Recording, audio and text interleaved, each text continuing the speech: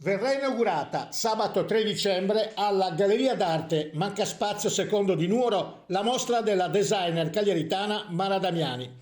Un'installazione emozionale delle sue 100 reinas, le donne di Sardegna vestite degli abiti tradizionali, condurrà verso l'anima più profonda e al tempo stesso contemporanea della nostra isola. La mostra rappresenta un percorso che comincia non appena si varca l'ingresso della galleria.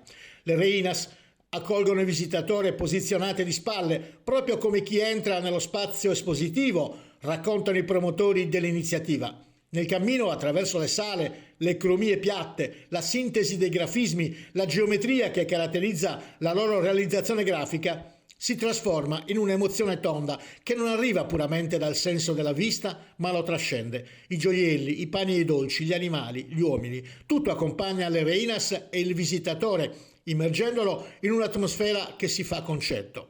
Dal mostrare la schiena, eccole che si voltano di profilo e ieratiche mostrano fisicità e materia.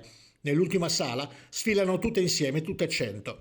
Abbiamo progettato un allestimento site specific per la galleria, sottolinea la curatrice Chiara Manca, di forte impatto visivo ed emotivo. Dopo studi in architettura a Firenze e all'Accademia di Belle Arti di Brera e una collaborazione ventennale con la Walt Disney Academy, Mara Damiani torna in Sardegna per farsi portavoce del design identitario. Quel design, spiega Mara Damiani, che per me è mezzo di narrazione del patrimonio culturale. La storia che ne scaturisce diventa a sua volta strumento di rinnovamento ed evoluzione del design stesso, perché ciò che ci circonda può essere uno spunto per il futuro, può essere reinterpretato, promosso e non deve essere dato per scontato.